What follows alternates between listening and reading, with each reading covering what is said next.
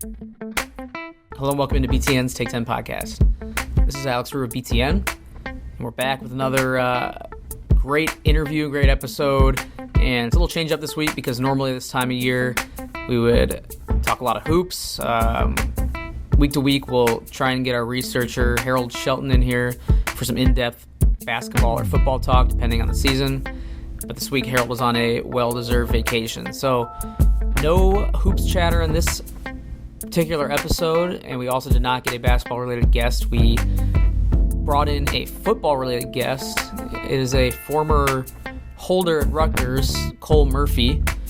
Cole was the holder this past season at Rutgers, actually the past couple seasons, played special teams. He's also a wide receiver, and is maybe not your typical profile of guests we'll have on the show, but interesting nonetheless as he launched a viral campaign, social media campaign this past season to try and become the holder of the year in college football and win the Heisman Trophy for holders. So kind of a fun interview and just a little bit of a different interview. And even though football season officially ended this past Monday with LSU taking home the title, we does not preclude us from talking football. And we did just that with Cole, even though it was more about his story and kind of his unique personality than it was X's and O's. We did get into what it was like on the ground at Rutgers when they went through their coaching change and what his career was like as it came to a close this past season, going from community college in Kansas all the way to Rutgers football. So fun interview, interesting, lengthy interview this week, like I said, with Cole Murphy. And he is the only segment in this week's episode, so all 45 minutes or so are of Cole, and there is no discussion beyond that. So before we get to him, and before we wrap up after that, I will just remind everyone to subscribe to the show and leave a rating if you like it. It's on Apple Podcasts, Google Play, Podbean, or on our YouTube channel, the Big Ten Network YouTube channel. So that out of the way, let's snap it to Cole, who will hold down this interview for us. Apologize for the pun, but that's what we're going to do in our conversation with Cole for the next 40 to 45 minutes. Have a little fun. We'll have Cole Murphy of Rutgers football take it from here. I'm very pleased to be joined by Rutgers wide receiver, recently graduated Rutgers wide receiver and holder, Cole Murphy. You can follow him on Twitter at Cole_Murphy_10, and Twitter and social media is kind of where he came from and made a name for himself, so we'll get into that in depth in a little bit. But first off, what's up, Cole? How you doing, man? I'm doing well. I appreciate you taking the time to reach out to me and taking me on the show. For sure, man. I made your acquaintance over the summer when I was on campus for the BTN bus tour, and you were probably our most enthusiastic interview subject, video subject that we had out of all 14 schools. So first of all, just let the people know why you were kind of so enthusiastic and what kind of went into wanting to be on camera and make a name for yourself a little bit on the social media waves. Yeah. So I think that the reason for anybody that had followed me and anybody that heard about me, they probably only heard about the holding side. And I figured what better opportunity to actually talk to the Big Ten Network guys. Usually those interviews consist of, the top running backs, receivers, defensive players, and whatnot. So somehow we managed to kind of nudge over there and give you guys a little bit of a show with some humorous type of skits with being in a fake interview and running over there talking about holds and running over there and acting like I smelled the snap coming, and I think that kind of catapulted the campaign. If anything, it kind of it gave me a platform where I could actually respond to people, because there's usually not a lot of positivity going around Rutgers football lately. So the ability to kind of respond to the naysayers and tell them what the cause was actually for was a really great opportunity, and I appreciate you guys for even letting that become a thing. Yeah, so you kind of touched on it there, but a little background for the listeners. We'll do a TV show from each campus in the summer, and you're right, we'll have the stars of the team on our TV show, we'll interview them, but kind of my job and some of my colleagues' jobs are to highlight the lighter side and talk to athletes and people on campus who are unique and are willing to have fun on social media, and you certainly fall into that category because, like you kind of touched on there, you were in the process of launching a social media campaign to become the holder of the year. So tell us about what the Peter Mortell Award is, what it's called. Tell us about what the award is, how you kind of got the idea to throw your hat in the ring, and some of the things you tried to pull off to get your name out there. Yeah, so the Pete Mortell Award in general, it started, I guess it's going to be going on its 6th year this next time around. Pete Mortell was a punter and a holder for the University of Minnesota, and I guess he just kind of got tired of everybody in every single position getting an award and recognition besides the holder, and so he came up with it, gave it to himself the first year, and from that point it's just kind of skyrocketed. And there's been 5 winners, including him. And the most recent was Preston Brady out of Memphis. It was a steep competition. Somehow, some way, even though we didn't have that many attempts at field goal and PATs this year with Rutgers, I managed to make it into the semifinalists and was in the final voting round, which is actually conducted by the committee. Pete Mortell doesn't really say who's all in the committee, but he did reach out to me after and kind of thank me because this year I'd say better than ever, we as just holders as like a community, it sounds kind of weird, but we kind of bonded this year more than I've ever seen before, and there was a lot more correspondence over social media, and people giving each other a hard time and whatnot. And so finally at the end of the thing, when somebody finally gets crowned the holder of the year, it's based off their celebration. So on my social media I was big on promoting this image of just like a weird holder, weird facial hair, weird celebrations and all this, but it's actually a bigger cause than that. So celebrations go into it, fluidity of cadence, your laces out percentage. One of the highlights that the guys at Rutgers football put together was like a laces cam, and I thought that was awesome. I went into it. But at the end of this whole thing, it got so much exposure when Pete Mortell first started it, and it's just grown with people knowing it across the U.S. is that because of that podium that you get put on after you win the awards, you start your fundraising campaign for whatever nonprofit you might choose. And so I was a big advocate the past 2 seasons before I even started really chasing the holder of the year of November campaign, and that probably would have been mine if I was given the opportunity to win. But Preston Brady chose to go with St. Jude's, and I think that's an awesome cause. And so one of the initiatives is holders is kind of come together and start to raise funds for this awesome campaign, this awesome award.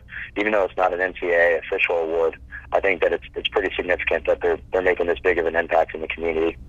Yeah, and I owe you an apology because, as you kind of alluded to, the time has passed for the promotion to kind of feed into this year's winner. You didn't win, but you were one of the top 3 finalists. So I apologize for not fueling the Cole Murphy for Mortell Award even more when it mattered. But I did want to circle back and talk to you about it because it was something I kind of followed all year, and it was fun because we were looking for your holds on BTN when your games were on our air, and we saw some of the celebrations. We saw the shoe shine one.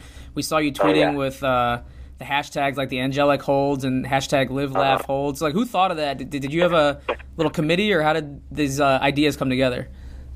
With the celebrations, I was all game. I was all ears whenever it came to celebrations, because if anybody, if people were following the campaign and they had an idea, I'm not like, it was kind of funny. I went on the WRSU radio show, and they were like, "Oh my God!" Like, when you followed us back, we thought it was such a big deal. And I'm like, I'm just another finance student like everybody else. So like, we had a meme page that came out about Adam Korzak. I don't know if you've seen that on Instagram, but it is like hilarious. They put some edgy memes out there, and it started out just being about Adam Korzak, and those guys are just some high school kids that are from Springfield or Livingston, New Jersey, and they were just like, "Dude, you really gotta. I think what you should do is since you have angelic holds, I think you should do the." And you're always talking about how electric your hands are. You should do you should shock Justin. And that was probably the big one that got the most attention on Big Ten Network. And then after that, it was just, we had to kind of shut down the inbox because people were just giving us all these different ideas. Some of them probably couldn't even put on air. Just outrageous. But, and then in terms of like the hashtags and whatnot, like I'm just like an outgoing kind of guy. Like, anybody that knows me probably thinks that you can't sit in a room with me more than 30 minutes because I'm like randomly outbursting with just random noises. I come up with random sayings, just very vivid and animated with what I do. And so, when I came on with you guys in the summer and we were in fall camp and we did all that stuff, like that was like what I try to do all the time. And, that's just kind of the way that I live my life. I think that the more funny you are and the more you're able to like relate to people and break down people's walls, like I did with Coach Ash, because he was very, very strict and liked things running, very high efficiently, and got him to, get a little uncomfortable with the way that we would joke around with him. And that's kind of what my whole goal was with the Holder of the Year campaigning, was just to try to make people laugh, bring attention to it by comedy, but then also say, okay, this is funny and everything, but there is a serious matter at the end of this. We're trying to raise funds for whatever the nonprofit may be at the end of this. So the more eyes you can get on it, whether it be through humor or, just constantly putting out social media, that's what I kind of try to do. Yeah, the two celebrations that stuck out, I mentioned the shoe shine one, but the shock, like you said, where you shocked the kicker, that was hilarious too. And those were both on our air, so it got a lot of run for us. Yeah, it was fantastic. Yeah, absolutely. And, I'm going to get into your background in just a second here, just so we can know the man behind the holds. But just out of curiosity, why was the campaign turned up so much this past year? It seems like you were a little more low-key in your previous year or two at Rutgers. Right. Why did you decide to dial it up in 2019? Yeah, I would say that the reason why it was so dialed up in 2019 is that first year with me actually holding in games for Justin, because I had the ACL when I first got there, and I didn't want to put so much pressure on Justin. Like, kickers are like, very methodical in what they try to do. There's like a science, there's an art behind it, whatever you want to say. Like, there's a mojo that goes with it, and when the mojo's there, it's on fire. When the mojo's not there, you got to figure out some way to bring it back. And so after that first season with Justin and being able to, lay down holds that he was comfortable with, I was like, okay, well, maybe we can amp it up a little bit. And Andrew Hart, who was also a grad transfer from Minnesota, he was well aware of the Holder of the Year award, and he said, dude, you should really go after it, because I think that you guys as a specialist group, you guys are way more comfortable with each other. You guys are putting down, some really good op times. Why not just go for it? And I was like, well, you know what, it's better to do things and not regret them later than not do them at all. So absolutely. And I do want to get into kind of the path that led you to your senior year at Rutgers, where you got that exposure. I've talked to plenty of star football players on this podcast, star athletes. I've talked to special teams guys as well. Had at least one or two kickers on, so I do like getting into some of the more unique stories of guys that came up in college football. So just take me through, first off, what you're up to now. I did introduce you and said you're graduated, but I didn't even confirm that with you. Yeah. Are you done with school, or what do you got going on in New Jersey? I managed to not fail my last semester. Actually, I had probably one of my best semesters GPA-wise, which was a shock to me because I had 4 3-hour classes that were all at night, and so that was a pain. But now I was presented this opportunity to join this awesome. It's still a private company. It's going on its 10th year, but it's here in Nashville, which is like the home of healthcare industries. And I'm actually on the sales side of healthcare planning. So talking to large organizations, Blue Cross Blue Shields, and selling them exclusion products and different things like of that nature, which is, it's just, not dumb it down, but to simplify it, it's just information technology services sales within healthcare industries. And is that kind of the path I'm doing now? The path that you kind of envisioned for yourself when you got a business finance degree at Rutgers?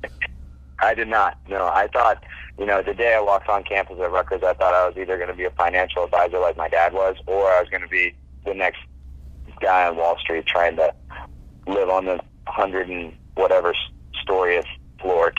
And before that, I thought I was going to be a physical therapist. Before that, I thought I was going to be an NFL player. But the more you get into these things, the more your path kind of changes and different hurdles you're faced with. But I got this opportunity through my network and just wouldn't leave them alone. I was like, guys, I want to be a part of a company that's up and coming and growing and still private, to where you can be a part of something that is going to be something one day.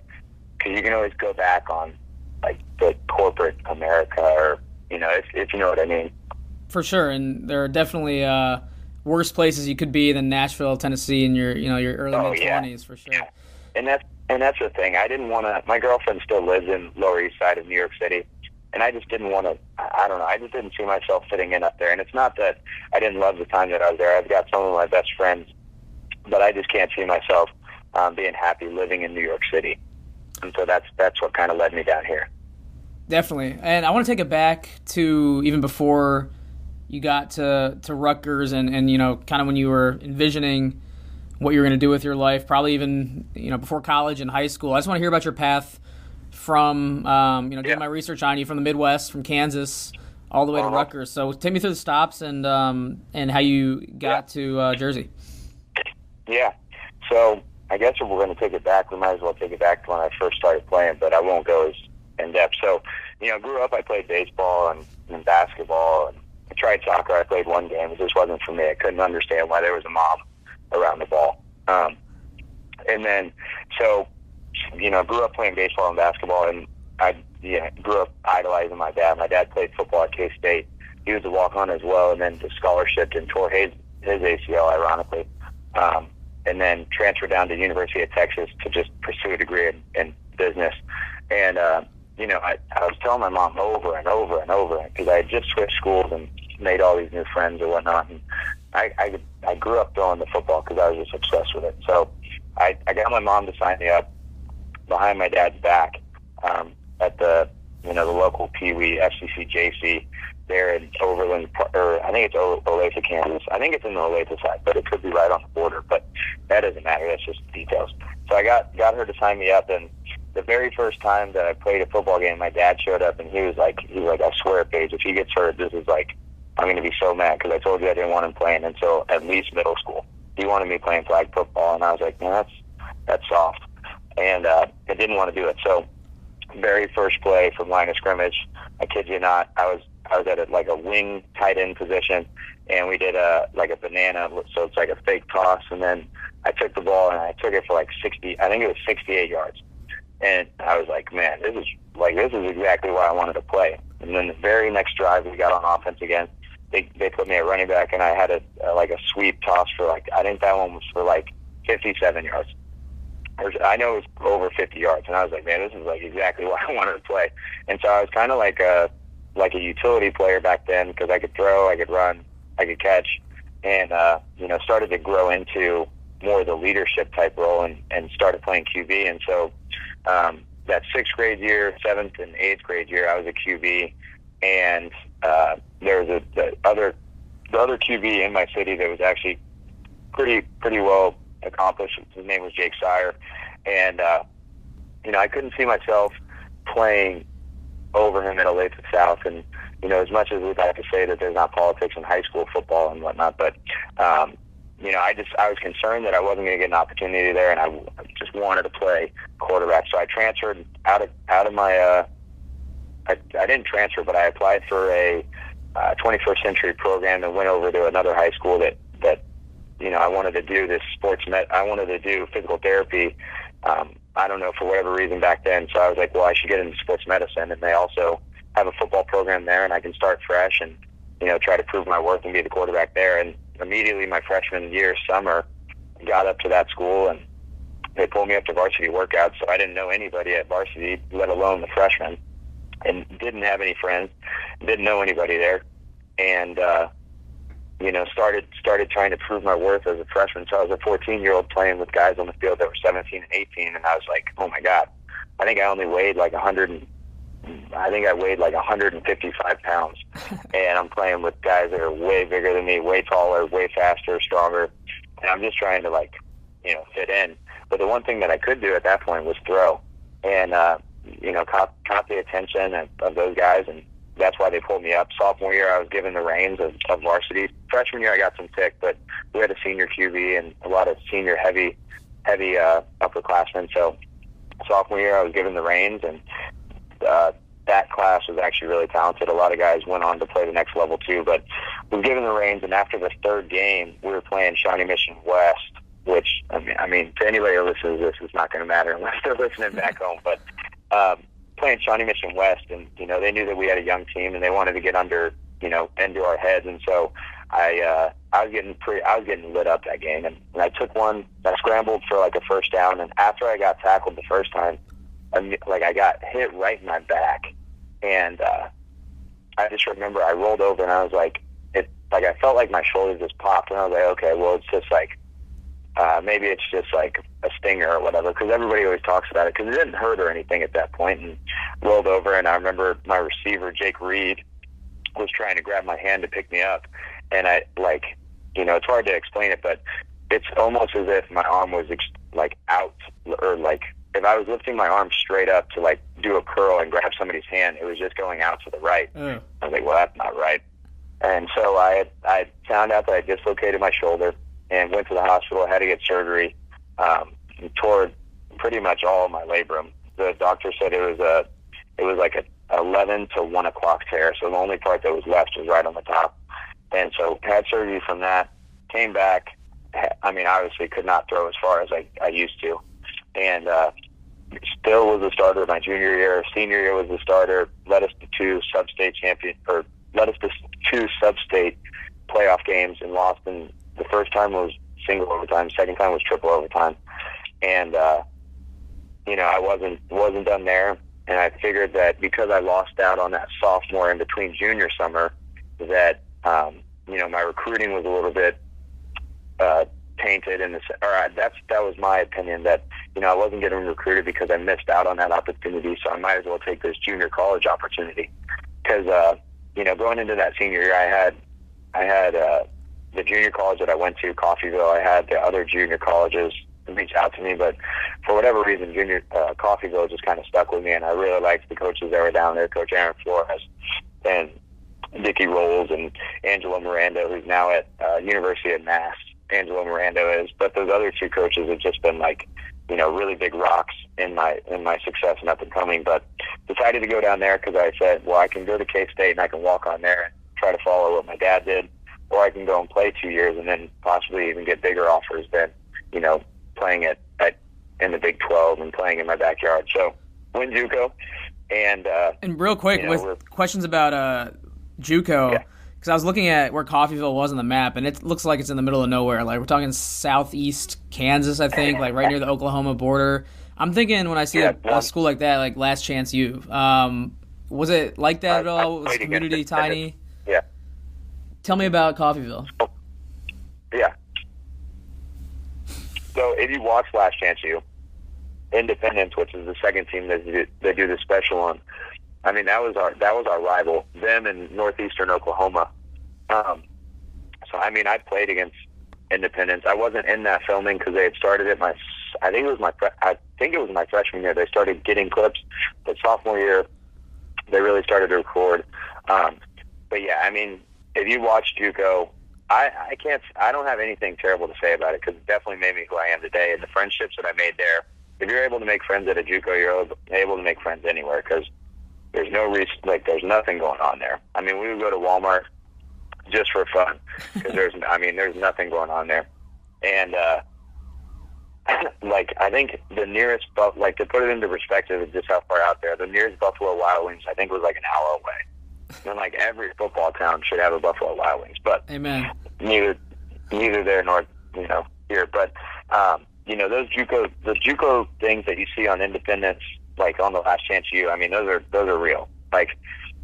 Whenever I tell somebody about JUCO is, you either went to JUCO because, you got in trouble in high school with law enforcement, you didn't have the grades, you were under recruited, which was my case. I didn't happen to have a criminal record or bad grades at that point, and still don't.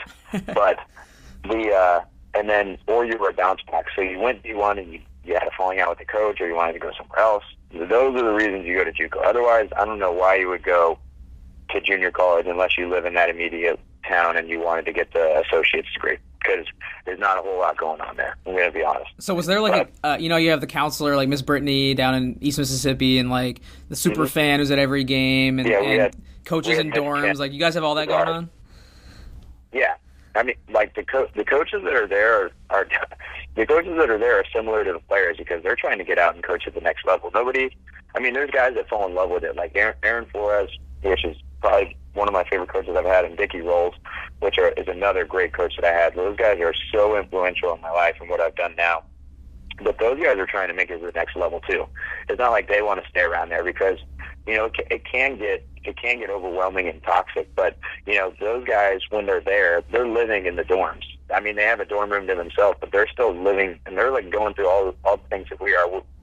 They're eating the cafeteria food. They're in the dorm rooms. They're showering. I think they have their own showers in their dorm room. But all the same, I mean, it's not like I hardly doubt that you're dating someone. Like, I was impressed that guy had his whole family in that dorm. Right. Within the Last Chance U series, but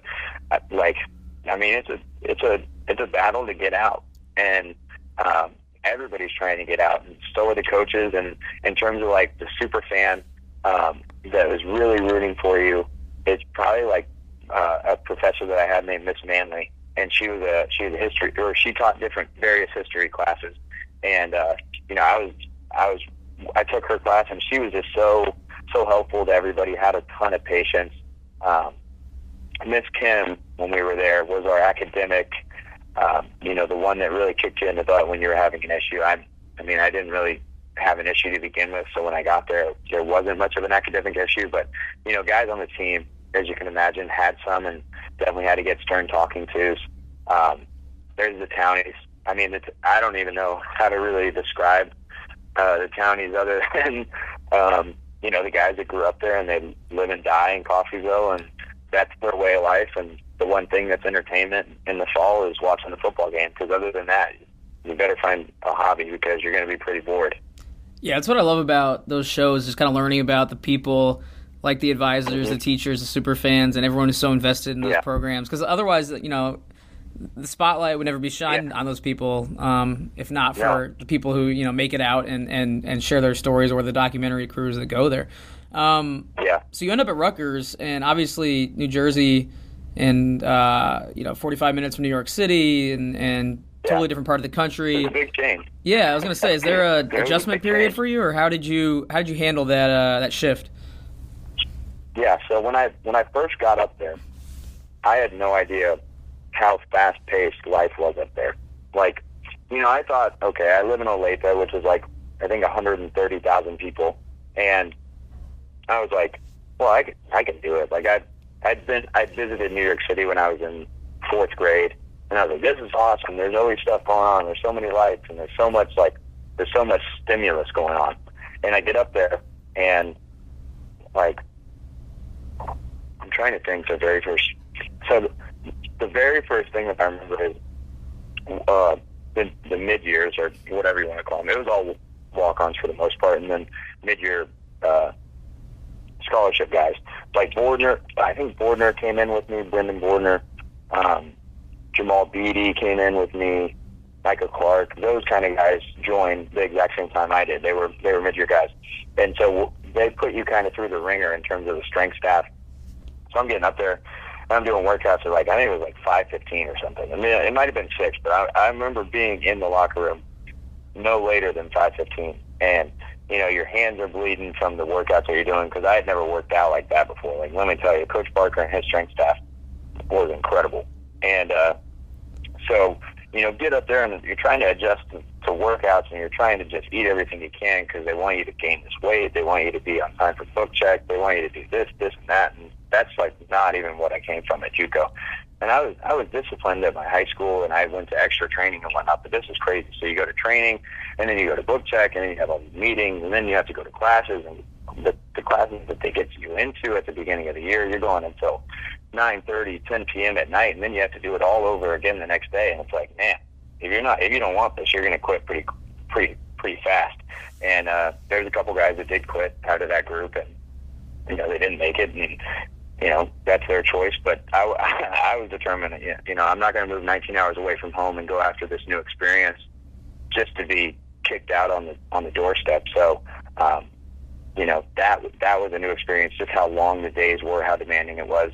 It was crazy that the classes went that late. The jug handles threw me for a loop. I had no idea what a jug handle was. I'm like, well, why am I going up and turning right to turn left and all that stuff? Because, you know, in Kansas, it's wide open. You got the highways, you can turn left. It's pretty much wild, wild west compared to Jersey. There's so much infrastructure going on, and, you know, I'm a big advocate of chocolate milk, and so I always wanted chocolate milk in my dorm. And for whatever reason, like the Walmart up there didn't sell like chocolate milk by the gallon. It was only like quarts or whatever, and I was like, oh man, I don't know if I'm going to make it. So those were my biggest concerns whenever I first moved up there. Well, clearly you made an impression because you got a scholarship, and that was kind of the goal all along. That's why one of the reasons you didn't go to K-State. Yeah. So why do you think you stood out and were able to earn a free ride? Yeah, so I think that, you know, what probably set me aside from others is the month I got into there, so not only was I struggling with the adjustment period, but within the month of getting there, it was actually, so I got there at late January, February, I tear my ACL, or it might have been early March, but regardless, you know, I've only been there for a little bit over a month, and I tear my ACL, and I'm going through all this stuff, and I'm like, well, you know, I have this obligation. I got to get a scholarship because I'm not making my family pay for me to go out of state college and not come back with anything. Like, I'm not going to go out of state, try to make a name for myself, and come back empty-handed. So I was doing double therapy sessions with the whole training staff. I was trying to lift any type of way that I could, and I was just determined to come back faster than I was supposed to. So whenever I spoke with Dr. Gatt, you know, he told me six months would be extremely early to come back, and that, you know, you're probably going to have to wear your knee brace for the rest of your college career, and you know, that's just the way that these things kind of go. And so I was like, well, you know, screw that, I'm not going to do that. So I came back, hit those double therapy sessions, did everything I possibly could, lifted in any which way that was possible, and I think I came back, it was right around 5 months in a week that I came back. I was able to practice full speed, and then 9 months, I was able to take my knee brace off and never look back, never put that thing on again. That's bad juju anytime you're going to put that thing on again. So, you know, never look back, and I was like, well, my sister starts college here soon. I have to be on scholarship, and like, they're going to notice me. Like, I'm going to do every single position. Like, I would run all the routes, because you'd go through the receiver lines. I'd run the outside routes, then I'd try to get in and run the inside routes, and I'm pretty sure that coaches were getting annoyed with me. They're like, why doesn't this kid get it? Like, he's not, we don't see him playing. And I was like, well, in my eyes, I'm gonna play was my intention the whole time. I'm like, it's gonna come a time where they're like, well, who do we have? And they're like, well, Murphy's the only one left. So I'm gonna go out there and I'm gonna make a name for myself. It never ended up coming, but that's the type of preparation that I was putting in. I knew the playbook just like the quarterbacks did, just with my background. I knew that if I wanted to be successful, that was going to be the way that this had to go in terms of preparation. So, you know, I knew the offense, and I took the responsibility of whenever we brought in new kids, I was teaching them the whole offense, in terms of like fall camp and whatnot. And so I was noticing that, and in the weight room, I never quit. If anything, it was just bringing other people to do extra stuff. In terms of like reps, I always try to build people up, I guess. I mean, these are the ways that I guess I was noticed. I always helped out in the community as much as I could. I was a big advocate for service trips and community service. And then I guess the final one would be that, you know, I wasn't an academic issue. They never really had to worry about me academically. And that was just all self-dedication. I probably, even though I didn't have study hall hours assigned to me, I probably spent the most time in the hail. I'd be there sometimes until 3 a.m. and then have to go back home and wake up and work out at 6, just because, you know, I wasn't gonna fail. That's for sure, because I didn't want to give them any reason to take my scholarship away.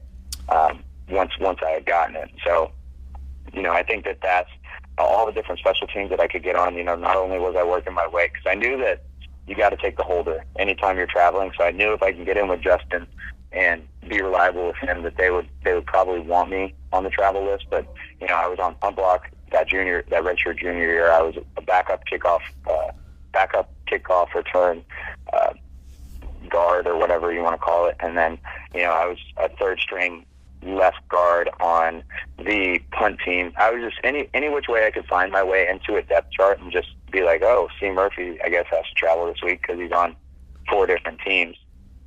That's what I was doing. And so I guess it just, they kind of noticed that, and they wanted to write the story about hard work pays off, and, was blessed enough to be healthy and stay healthy and get that scholarship. Yeah, made yourself indispensable any way possible, for sure.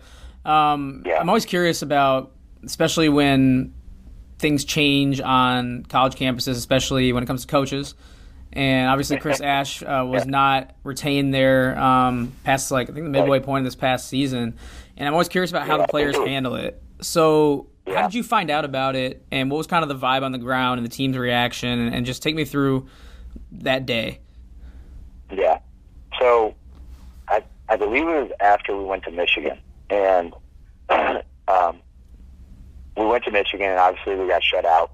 Had an opportunity to score, but then there was a turnover on downs. And we get back, and on a normal Sunday routine, if you have opportunity to eat, if you were injured in any which way or you need to get treated, you need to be in the training room Sunday morning, and then you have a window. I think it's from 11 a.m. to 1 p.m.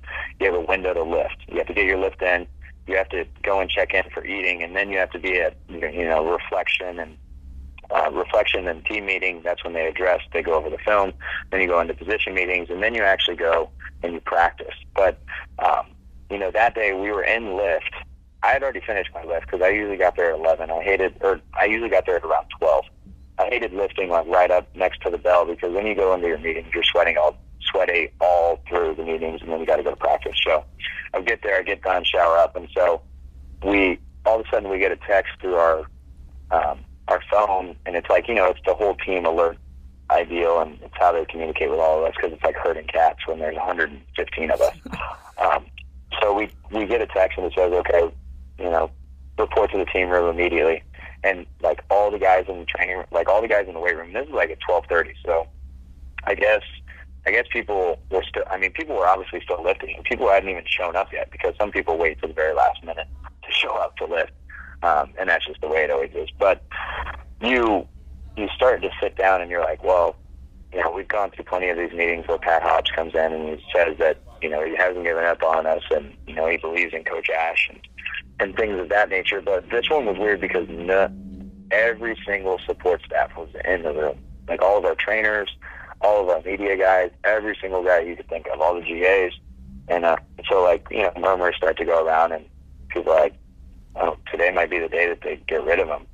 And then we're like, well, then who's going to step in and be the head coach? And so then, we're sitting there, and we must have sat there for a good 15 to 25 minutes, and nothing had happened. Everybody just started filling in. And as soon as all the seats were filled, Pat Hobbs comes in, and so did Sarah. And she comes in, and those are the guys that pretty much run all of athletic department. And they started to sit down, and Coach Ash wasn't even in there. And so he's the only guy that we're missing. And I'm like, and same with McNulty, and we're like, oh, I guess it is going to happen. So, they come in and they address us, and they tell us that, after further consideration, we realized that this team needs to continue to succeed, and we've done some rearrangements. So Coach Nunzio is going to be, Coach Campanelli is going to be the new interim head coach, and we're going to move guys around, and we're going to make this thing work. But under no circumstances do you want me to think, or do I want you guys to think that, I've given up on you? I'm consistently looking for a new coach, and, the search starts today, because Rutgers is going to be, a dominant player in the Big Ten, and it's just a matter of putting the pieces together. And so we just kind of sat there, and we were like, oh man, that's tough. So then everybody leaves. They tell us to go home, but then we get another text saying that Coach Ash wants to address us. And that was probably the hardest meeting to sit through, because I had been given the opportunity I had because of Coach Ash to go and play there and be on scholarship and have it renewed for that second season. And that, I'm pretty sure he went to bat for me, because leading into that summer before my last season, I got an email that said that my scholarship wouldn't be renewed. And that was the only communication I got, and just said it came from compliance and that my scholarship wouldn't be renewed. So talked with Coach Ashton, and I guess he went to bat for me and he got it back. And so I as much as sometimes the conversations were hard to get through with Coach Ash just because he was so much about football all the time, I had a strange connection with him, and also his wife, Doreen, that was, hands-on with the football team as well. It was hard to watch them go through the transition because they were pretty invested. But after that, we just went home and everybody just kind of sat around because you have all day Sunday and all day Monday. And you're like, well, geez, like what's going to happen now? Are we going to change the whole offense? What's going to happen with the tight ends? What's going to happen with the receivers? What's going to happen with the quarterbacks? And, I think that after the transition actually happened and after everything went down, people had there was still, strangely enough, a really good morale within the team because Coach Campanelli, he was like all passion all the time. It's just in his blood, and he got people to actually rally around and believe in themselves. And as you saw towards the end of the season, I mean, we were fighting in those games. It was tough to see because there were still some guys on the team that would kind of fold when adversity hit, and that's just that's annoying to see. But I think that for the most part, people were going in the right direction, and I think with them bringing back Shiano, that should just kind of expedite them and their outlook on what's to be expected of them. Yeah, you kind of answered my next question because I was going to say Coach Campanelli and Nunzio, he seemed like from afar that he did do a good job of keeping the team together and keeping morale high. Yeah. You guys are battling against Penn State, and like you said, it's very exciting time now with Greg Schiano back. And how did you guys on the ground there, or I don't even know where you were at that point because you might have been done at Rutgers, but how did you guys follow kind of that whole saga where he was going to be the coach and then things looked like they fell apart and then it all got worked out in the end? How did you follow that saga, and what was the reaction from players and from students and just the general Rutgers community? Yeah.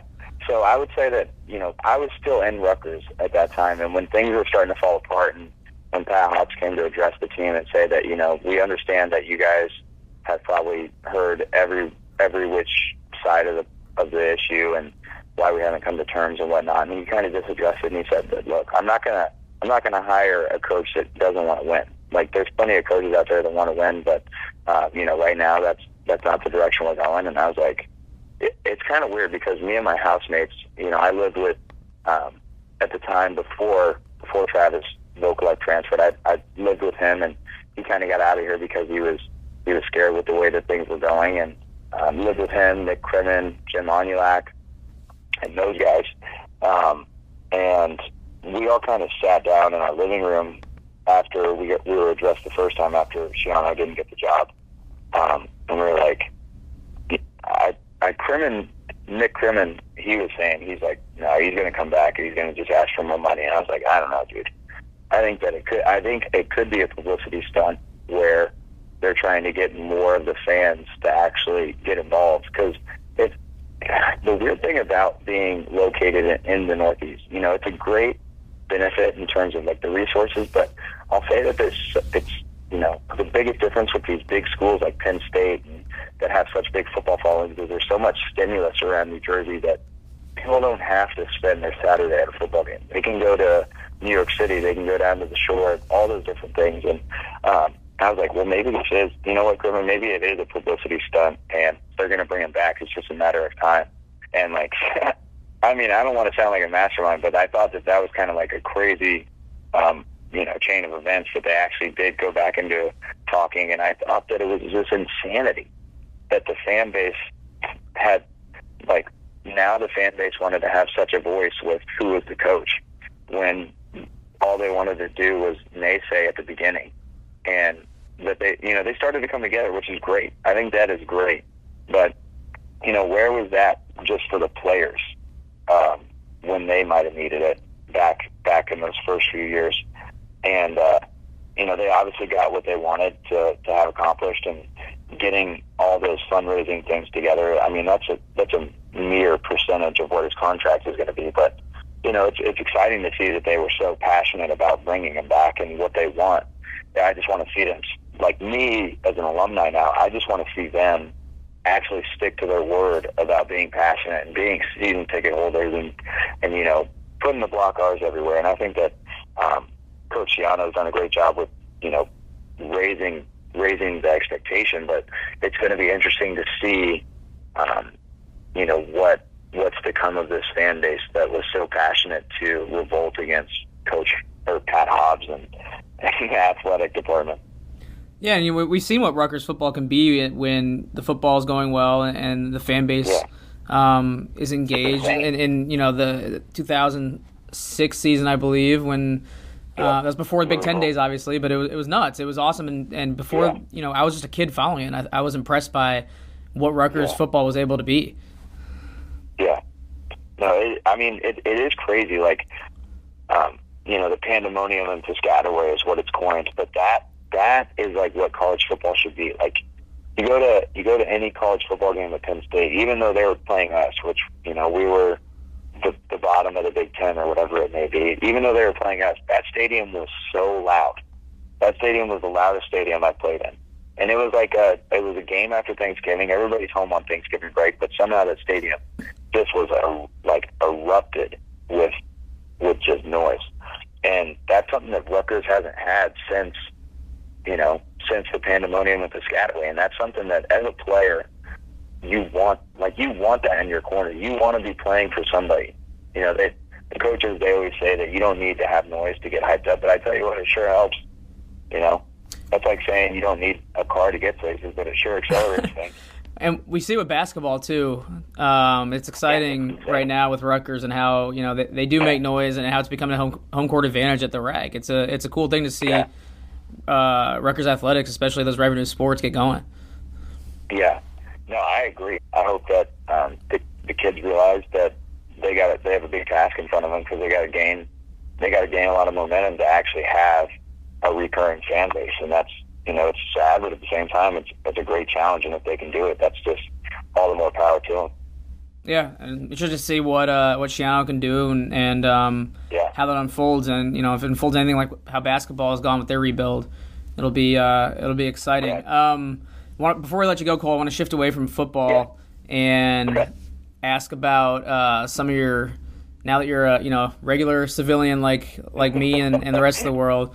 What are some of your hobbies off the field? What you got? Any TV shows? Anything you get into? Intramural sports. What do you like to do in your downtime?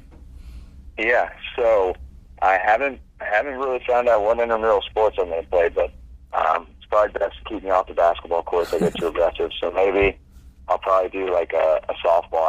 My first night down here, I went out with one of my girlfriends that I had met back in 2016, of all places, on an Alaskan cruise. She lives down here now, and she's from Ohio, and she was always giving me a hard time whenever I played at Rutgers because she's a big Buckeyes fan. But I went out with her, and we went out and met all of her friends because I don't really know anybody down here. But he was like, dude, you should come play softball. You're a Division I football player. Come play softball. And I was like, well, all right, I haven't played baseball in a while, but that'd be something fun to do. But, the things that you can do here in Tennessee, I'm kind of waiting on my girlfriend to get down here and so we can do some more outdoor exploring. I don't really feel like getting lost like 127 hours by myself, but once she gets down here, we'll probably do some more of the outdoor exploring things. But for the most part, within the week that I've been here, I finished Yellowstone, both seasons, waiting on season 3 to come out. I'm starting to get more into reading. I gotta still grow my knowledge if I'm going to be successful in the sales field. My aunt and uncle, they have a puppy here. Not a puppy really, but she's the size of a puppy, named Bella, and she's just like a fuzzball of energy. So it's fun to play with her because she doesn't really get much attention when people aren't in the house. What else do I do? I'm probably gonna be a frequent visitor of Broadway, which is the main street here with all the bars, and start to network and make new friends and just kind of start a life down here. But intramural softball is something I want to get into, and the outdoor stuff. And right now I'm actually, I think I'm in season 2 of Jack Ryan, and I got to say that's a pretty good series. that I've started. But other than that, I got to learn how to cook. That's going to be another hobby of mine. I still don't know how to cook, and you know, I'm barely getting by in the kitchen, but you know, all the things you listed, all I gotta say is welcome to being you know, a non-student athlete, just a regular guy. I actually, funny enough, when I was deciding to come down here, I said, man, I do not want to get away from athletics. Like, I want to have. I mean, I have connections within coaching and whatnot, but I want to be still connected with people that are similar in my age, because I'm friends with the underclassmen, and those guys are good people too. And so, funny enough, the guy that I roomed with at Coffeyville, one of my best friends, Mauricio Chio, he ended up going to play for Missouri State, but he was there another year at Coffeyville because he was still rehabbing his ACL tear, and he ended up rooming with a guy named Mo Hassan, which was a bounce back from Syracuse, and now he is at Vanderbilt, ironically. And so I met up with him on the first night I was down here as well. And so we're planning on working out tomorrow, because he's still, I think he actually hit the transfer portal and he's trying to transfer out of here. But, you know, he's still into the fitness life. And that's one thing, another hobby, I guess. I had to pay for a gym membership, which I've never done before. So doing that, I'm working out with him tomorrow morning, and you know, it's just good to be still connected with guys with similar mentalities, and things like that. Pay for a gym membership, yeah, first world problems, man. But you know, you mentioned Broadway, all things to do in Nashville. Nashville's actually one city that I have not been to in the U.S., and it's one that I feel like I'm missing out on. So when I do eventually get there, you definitely are. I'll be sure to look you up, and we can catch up on everything we didn't get to on the podcast. But yeah, no, we definitely can. Yeah, but Cole, I appreciate you taking the time. Really good insight, really good stories, and you know, even though you didn't win the Mortell Award, I think you'll always be kind of an honorary champ in all of our books. So yeah. Appreciate the time, man. Thank you. I appreciate it. Thanks for having me on. All right, thanks once again to Cole for giving us so much time and for letting us inside the Rutgers football program, and also inside his day-to-day life as he went from high school to JUCO to Rutgers and now to everyday citizen like most of us listening. So appreciate it, Cole. Best of luck to him, and I appreciate everyone out there, Rutgers fan or fans in general, for listening. Always appreciate anyone tuning in, and like I touched on at the beginning of the show, please do not hesitate to leave a positive rating and review if you enjoyed the show on your podcast platform you're listening on. Thanks as always for wrapping up to producers Wes White, Julie Bronder, and thanks out there once again to everyone for listening. Keep it locked on Take 10 Podcast. Next week we will get Harold back in here to talk Big Ten basketball as the season really heats up. We will get another exciting guest on as well. Until then, we will talk to you soon here on Take 10 Podcast.